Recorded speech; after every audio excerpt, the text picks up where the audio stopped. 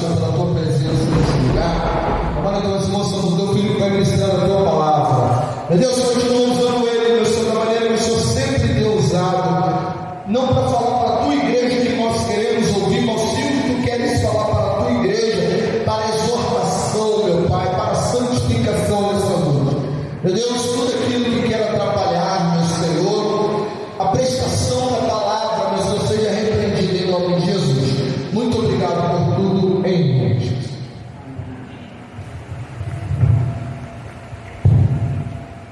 Cumprimento a igreja com a paz do Senhor Jesus, amém, igreja? Motivo de alegria, né? Para mim é um prazer estar aqui mais uma vez com os irmãos para aprendermos juntos, né, sobre a palavra do Senhor, ouvir o que Ele tem a nos dizer. Então, como o tempo não espera, eu convido os irmãos a abrir a Bíblia comigo no livro de 2 Timóteo, capítulo 1. 2 Timóteo, capítulo 1, do versículo 3 até o versículo 6.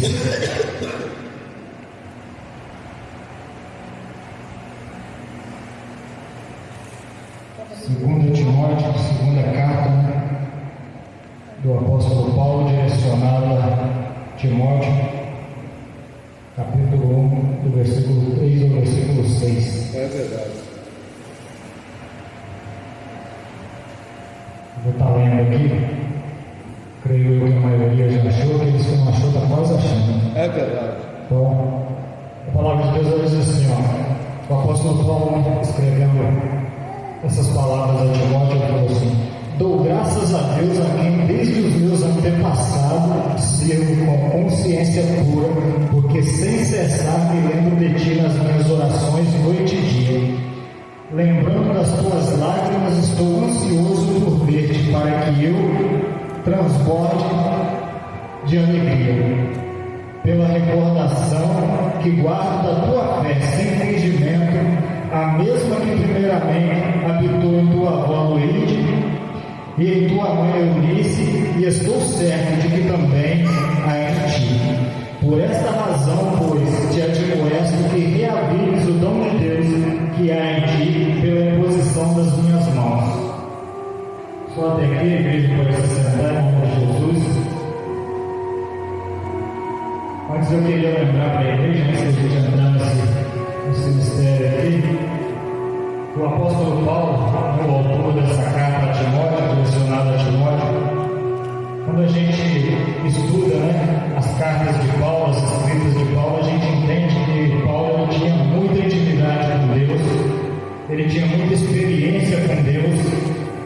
Então, por isso, as cartas dele devem ser lidas com bastante atenção. As palavras que o apóstolo Paulo falou, as coisas que ele deixou escritas, tem que ser observado com o máximo de atenção, porque ele sabia muito o que estava dizendo, foi 100% orientado pelo Espírito Santo. Aleluia!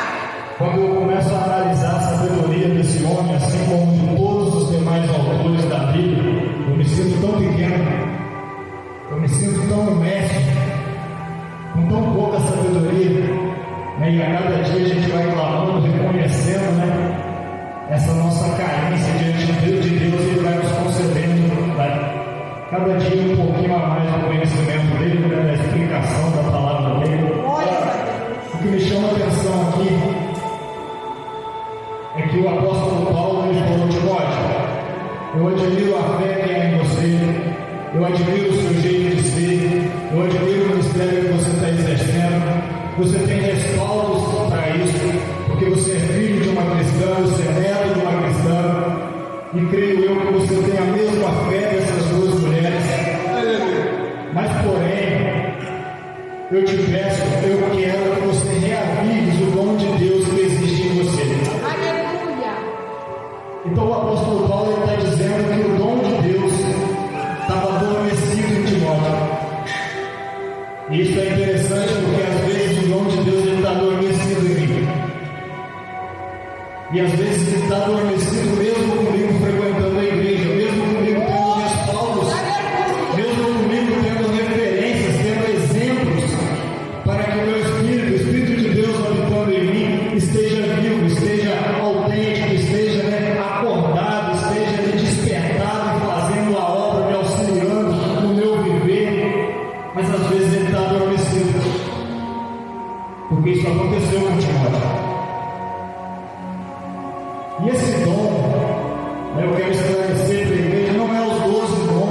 descrito lá no livro de 1 Coríntios, capítulo 12, não. Esse dom aqui é o Espírito Santo de Deus. É o que tem que estar vivo dentro de nós, é o que tem que estar 100% desperto, nos impulsionando, nos incentivando, nos guiando, para que a obra de Deus venha a ser perfeita na nossa vida. Porque Jesus ele nos chamou para exercer o ministério perfeito, para vivermos no Evangelho perfeito. Ele falou, você, né, vai praticando, ele falou, quem ouve a minha palavra e pratica, é como se entrasse em contato com a luz que vai brilhando, até se tornar dia perfeito.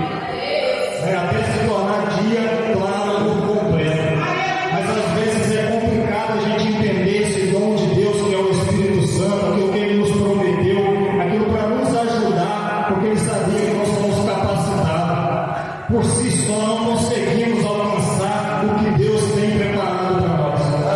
Sem o auxílio do Espírito Santo, vamos ficar 20 anos, 30 anos, 100 anos dentro da igreja, mas não vamos alcançar a dádiva de Deus, o poder de Deus na sua plenitude total, porque por si só não somos capazes. Se você analisar, você vai ver que Jesus ele falou com os discípulos que havia necessidade deles receberem o Espírito Santo. Ele falou assim, eu tenho muita coisa para nos ensinar, mas vocês não estão preparados para ouvir agora. Mas porém, quando o Consolador vier e habitar em vós, aí sim, aí ele se encarrega de dar testemunho de toda a verdade, nos convencendo do que é certo, nos instruindo, dando sabedoria, dando conhecimento, capacitando, ampliando os horizontes. No livro de Isaías, o mandamento foi bem claro, ele falou assim, alonga as suas tendas, amplia o seu negócio, amplia a sua casa, porque a obra de Deus ela é grande, ela é imensa. Mas às vezes adormecemos, o Espírito Santo de Deus, ele fica nulo dentro de nós, por quê? Porque não ouvimos, não seguimos, não aceitamos as suas instruções, os seus ensinamentos. Às vezes nos apegamos àquilo que achamos que sabemos, a tradições, a culturas que nos foi passado, e o Espírito Santo vai ficando de lado. Mas essa promessa, Jesus ele falou assim com a mulher samaritana, ele falou, se você me conhecesse, se você soubesse quem é que fala com você, você me pediria, eu te daria a água da vida. Essa é a pergunta que Jesus faz para mim e para você nessa noite. Será que o conhecemos? Será que temos essa ousadia de falar, Senhor, me dá essa água da vida? Porque eu quero tornar, eu quero que o dia de amanhã seja muito melhor do que o de ontem. Eu quero que amanhã as coisas sejam diferentes. Eu quero acordar amanhã com uma nova intenção, com um novo intuito, com um amor no coração, com mansidão. Eu quero que os princípios bíblicos sejam aplicados em mim. E eu sei que por mim só eu não sou capaz. Mas o Senhor me prometeu, o Senhor disse que faria, que me ajudava. O Senhor morreu, foi glorificado, o Espírito Santo agora está aqui em nós. Mas a questão é que as pessoas estão destinadas a viver com Cristo. Mas a Bíblia fala que temos que viver em Cristo. Essa comunhão ela tem que ser genuína. É você no Espírito e o Espírito em você. No livro de Apocalipse, 3:20, versículo muito conhecido, Jesus ele disse isso, ele falou, estou à porta e bato. Se ouvir a minha voz, abrir, entrarei em sua casa, cearei com você comigo. Por que Jesus usou a expressão cear? Comer, se alimentar, tomar refeição. Por que ele usou essa expressão? Ele podia ter usado qualquer outra. É porque quem habita em mim. Jesus é Espírito. Deus é Espírito. Então ele só pode comer comigo e eu com ele se ele estiver habitando em mim. Não tem como dar comida para Espírito. Só se ele estiver no meu corpo. Aí eu me alimento e ele se alimenta junto comigo. Existem pessoas perdidas na fé que até colocam uma mesa a mais na mesa, uma cadeira a mais na mesa, um prato a mais, mas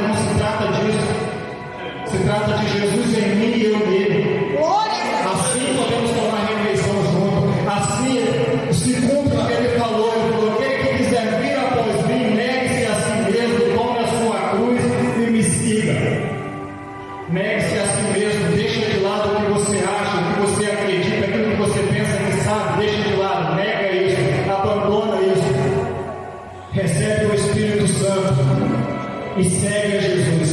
O que é seguir? É imitar os passos, é pisar dentro das pegadas, é praticar como Jesus praticou. E só existe um meio disso ser feito, é você estudar sobre Jesus. Ele falou assim: a vida eterna é essa, que conheçam a Deus como o único Deus e o Jesus Cristo a quem o enviaste como Salvador. Então tem que conhecer, igreja. Salmo 125, a palavra de Deus diz assim: aqueles que confiam no Senhor são como o monte de Sião, que não se abala, mas permanece para sempre. Uma vez uma pessoa me perguntou, ele falou: como que é confiar em Deus? Como que eu sei se eu confio em Deus? E hoje Jesus ele nos esclarece o que é isso. Como que é confiar em Deus? Você só confia em quem você conhece. Você não confia em alguém que te apresentaram por agora. Você não confia em alguém de quem você ouviu falar. Você confia em quem você conhece, em quem você tem experiência baseada em conhecimento. Por isso a vida eterna é isso, é que conheçam a Deus e não que ouvem falar nele. Jesus não quer que eu só ouça as histórias dos outros, Ele quer que eu viva uma experiência com Ele. Aleluia! Ele quer que eu tome referência na Bíblia, mas essas histórias grandiosas Ele quer aplicá-las em mim. Ele quer que eu tenha tanta experiência com Ele quanto teve Moisés. Ele quer que eu seja segundo o coração dele, como foi Davi. Ele quer que eu seja um guerreiro que lidera o povo, como foi Josué. Ele quer que eu seja abençoado como os que acreditavam nele outrora. Jesus ele tem um projeto de crescimento no Evangelho. Essa semana Deus falou comigo: você vai ver o que eu vou fazer no Rio de Janeiro. Ele falou: o Evangelho do Rio de Janeiro está um pouco confuso, mas eu estou levantando homens e mulheres de Deus para esclarecer, para mostrar o caminho verdadeiro para a minha igreja, porque eu não aguento mais ver os meus servos e minhas servas sendo humilhadas dentro da minha casa. Aleluia! Jesus falou isso comigo essa semana. Ele falou: você vai ver o que eu vou fazer no Rio de Janeiro. Os prazos de confusão estão contados, os dias de confusão estão contados. Aleluia! Então a palavra de Deus ela nos ensina. Jesus ele falou assim: eu vou e eu quero que vocês vão depois de mim, né? Eu quero que vocês vão para morar onde eu vou estar, ou seja, no paraíso. Aí Tomé, que assim como eu tinha fé, né, acreditava bem cientificamente, ele falou assim: então me mostra para onde o Senhor vai, me diga para onde o Senhor vai, que eu irei depois do Senhor. Jesus falou assim: Tomé, eu sou o caminho, a verdade e a vida, ninguém vem ao Pai senão por mim. Mais uma vez Jesus afirmando o que estou dizendo aqui para vocês: só através dele. É ele em mim e eu nele, senão eu não consigo chegar ao reino do céu. Ele falou: eu sou o caminho, a verdade e a vida. Se você estiver em mim e eu estiver em você, aí é natural, a gente vai chegar lá junto. Agora sozinho você não vai. Não adianta eu te dar um mapa que você não vai conseguir chegar lá. Não adianta eu te dar as coordenadas para você colocar no GPS, não vai conseguir chegar lá. Agora, se você estiver em mim e eu estiver em você, se você receber o Consolador, se encher da presença dele, entender, me conhecer como diz a Escritura, isso é o que Jesus falou. Ele falou: aquele que me conhecer, como diz a Escritura, do seu interior fluirá um rio de água viva que jorra para a vida eterna. É conhecer Jesus como diz a Escritura. Então tem que analisar a Escritura, tem que percorrer ela do início ao fim, porque toda a Bíblia dá testemunho de Jesus. Toda a Bíblia orienta quem é Jesus, o que ele quer, como que ele age, quais os princípios dele, o que ele aprova, o que ele reprova, o que ele gosta, o que ele não gosta, o que ele permite que seja feito, o que não permite, porque isso é o reino do céu. Aleluia! O reino do céu está aqui, está dentro de você, está dentro de mim. Ele só precisa ser praticado para que o poder dele possa se estender e alcançar as pessoas à nossa volta. E isso só pode ser feito pela orientação do Espírito Santo. Por si só somos incapazes. A nossa mente não tem essa capacidade. Enquanto tivermos Jesus como companheiro físico, ele vai e eu cá, não funciona. Agora, quando reconhecemos que ele morreu, foi crucificado, ressuscitou, e agora vive, está à direita do Pai, habita em meu coração através do Espírito Santo, aí o milagre acontece. Aí a cura, a libertação, a transformação, a renovo, tudo diferente que precisa ter dentro da igreja. E Jesus ele é tão bom, né? E a gente entende um pouco aí essa confusão. Você vai ver, tem duas jornadas, duas etapas sobre a vida dos apóstolos. Os apóstolos caminharam caminhando, ouvia todos os ensinamentos dele, tudo que ele tinha para dizer, para orientar, como que ele fazia, eles conheciam tudo, quase no teatro. Mas porém, eles caíam aqui, levantavam ali, caía de novo, caía aqui, levantava ali. Agora olha o mistério que eu quero apresentar para os irmãos aqui que Jesus tem me revelado. Quando Jesus morreu, ressuscitou, subiu para o Pai, enviou o Espírito Santo, como que ficou os apóstolos? As coisas, o negócio foi diferente ou não foi? Pedro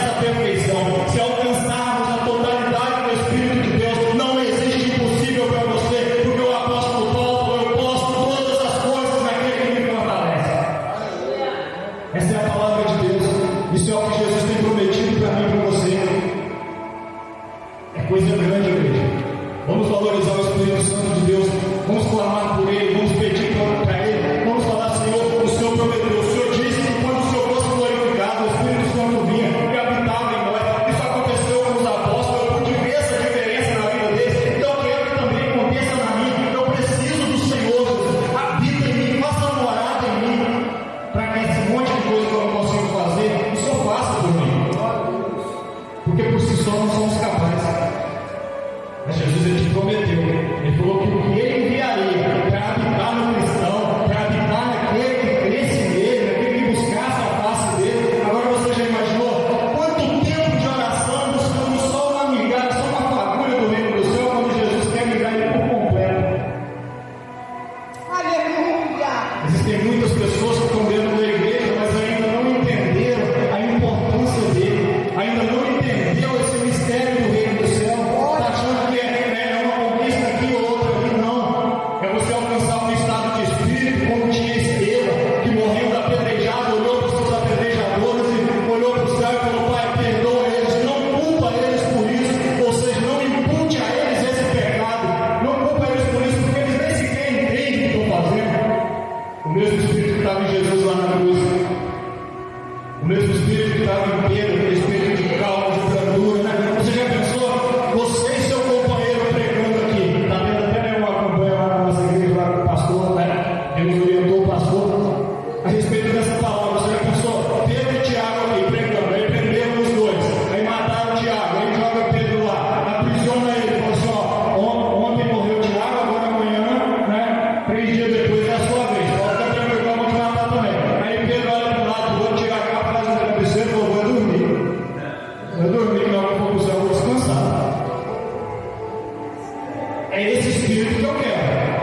É esse espírito que Jesus quer que eu tenha. É esse espírito que Ele quer para você. Ele quer aquele espírito que estava naquela menina lá, que pregou para o seu opressor, falou: não, se você se apresentar diante do meu Deus, lá em Israel, lá em Samaria, o homem de Deus que está lá vai pedir que Deus vai te curar desse seu mal. Você já imaginou? Tem que estar cheio do Espírito de Deus ou não tem? Para você pregar para o seu opressor, para você sentir a dor do seu opressor, para você olhar e falar: não, esse cara não pode continuar sofrendo assim. Mas porém esse cara também sofreu horrores. Ele destruiu o seu lar, te arrancou da sua terra, talvez matou a sua família, te levou para ser escravo, para ser servo dele. Você tinha todas as características, todos os motivos para odiar esse cara, mas uma pessoa cheia do Espírito de Deus prega para ele, vê o sofrimento dele e fala: não, você tem que receber a cura, você merece a cura, você precisa da cura. Aleluia. Esse é o Espírito de Deus, é isso que Jesus nos ofereceu, é isso que Ele nos prometeu, e é por isso que estamos aqui essa noite, porque lá atrás Ele nos escolheu e falou: vocês vão me querer, vocês vão me ter, vão me encontrar, eu vou me revelar para vocês, vocês vão me conhecer, e eu vou encher vocês do meu Espírito, e o negócio vai ser diferente. Creio eu que o Espírito Santo falou no coração da igreja, se como tem falado no meu. Vamos deixar um pouquinho para outro dia, senão vocês não me chamam mais. Esse eu agradeço pela oportunidade, em nome de Jesus.